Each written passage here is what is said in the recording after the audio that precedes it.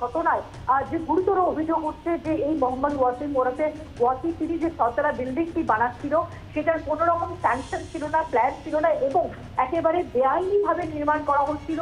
কলকাতা পুরসভার মেয়র তিনি সেটা স্বীকার করেছেন। মুখ্যমন্ত্রী মমতা বন্দ্যোপাধ্যায় পড়ার নির্দেশ দিয়েছে পুলিশকে ব্যবস্থা নেওয়ার জন্য এবং যেটুকুনি আমরা পুলিশ সূত্র থেকে জানতে পারছি গোটা ঘটনায় কিন্তু কড়া পদক্ষেপ নেওয়া হচ্ছে এবং অভিযুক্ত প্রমোটারের বিরুদ্ধে কড়া ধারাতে কিন্তু মামলা রুজু যে কাজ সেটাও কিন্তু শুরু হয়েছে। আজকেই অভিযুক্ত প্রমোটারকে ইতিমধ্যে ডিটেন করা হয়েছে, তাকে গ্রেফতার করে আদালতে পেশ করা হবে এবং সেটা স্থানীয়রাও যে অভিযোগ করছে যে এই জায়গাটায় যেখানে এই বিল্ডিংটা তৈরি করা হচ্ছিল সেটার স্যাংশন তো নেই, প্ল্যানও ছিল না, তার পাশাপাশি একটা জলা জমি ছিল, সেই জলা জমিকে বুঝিয়েই বেআইনি ভাবে নির্মাণ করা হচ্ছিল এবং যার জেরে এই বিল্ডিংটি গতকালকে ভেঙে পড়ে এবং ইতিমধ্যে 2 জনের মৃত্যু হয়েছে, 14 থেকে 15 জন এখন চিকিৎসাধীন রয়েছে এবং 6 থেকে 7 জন এখনো পর্যন্ত যে ধ্বংসস্তূপ তার নিচে আটকে রয়েছে। ফলে মুখ্যমন্ত্রী মমতা বন্দ্যোপাধ্যায় মেয়র ফিরহাদ হাকিম পুলিশকে কড়া ব্যবস্থা নেওয়ার নির্দেশ দিয়েছে। ইতিমধ্যেই মোহাম্মদ ওয়াসিমকে ডিটেন করা হয়েছে, তার বিরুদ্ধে কড়া ধারাতে মামলা রুজু করা হচ্ছে বলে সূত্রের খবর।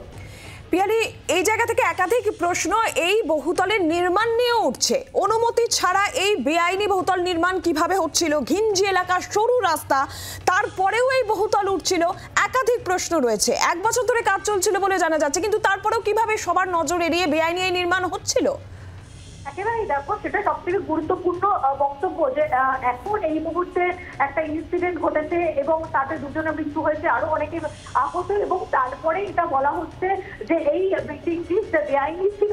কিন্তু এরকম একটি বিল্ডিং যেটা একটা কোনো ছোটখাটো বিল্ডিং বা যেটা একদিনে তৈরি হয়েছে এমনটা নয়। স্থানীয় কাউন্সিলর বা স্থানীয় প্রশাসন তারা কি করছিল, বেআইনি ভাবে নির্মাণ যখন হচ্ছিল এখন সেটা বলা হচ্ছে যে সেটা স্যাংশন ছিল না, প্ল্যান ছিল না, তাহলে কিভাবে সকলের নজর এড়িয়ে 3 ফুটের রাস্তাতে 6তলা বিল্ডিং গজিয়ে উঠলো, সে সমস্ত বিষয়গুলো কিন্তু প্রশ্নগুলো উঠতে শুরু করেছে। মুখ্যমন্ত্রী মমতা বন্দ্যোপাধ্যায় তিনি জানিয়েছেন যে সমস্ত বিষয়গুলো খতিয়ে নেবে, দেখা হবে বিল্ডিং ডিপার্টমেন্ট তাদের কোনো রকম গাফিলতি ছিল কিনা, কারণ তুমি জানো কোথায় কি বিল্ডিং, যে বিল্ডিং গুলো হচ্ছে সেগুলো মূলত তার প্রপার স্যাংশন রয়েছে কিনা, যতটা পারমিশন দেওয়া হচ্ছে সেই পারমিশন অনুমতি নিয়েই নির্মাণ করা হচ্ছে নাকি 3 তলার পারমিশন নিয়ে 6তলা তোলা হচ্ছে, সেই সমস্ত বিষয়গুলি তো নজর রাখার কথা ছিল। সেই সমস্ত বিষয় নজরদারি এড়িয়ে 3 ফুটের রাস্তায় 6তলা একটা বিল্ডিং গড়ে উঠলে এবং সেই বিল্ডিং এমনভাবেই নির্মাণ করা হচ্ছিল যে সেটা ভেঙে পড়লেও 2 জনের ইতিমধ্যেই মৃত্যু হয়েছে।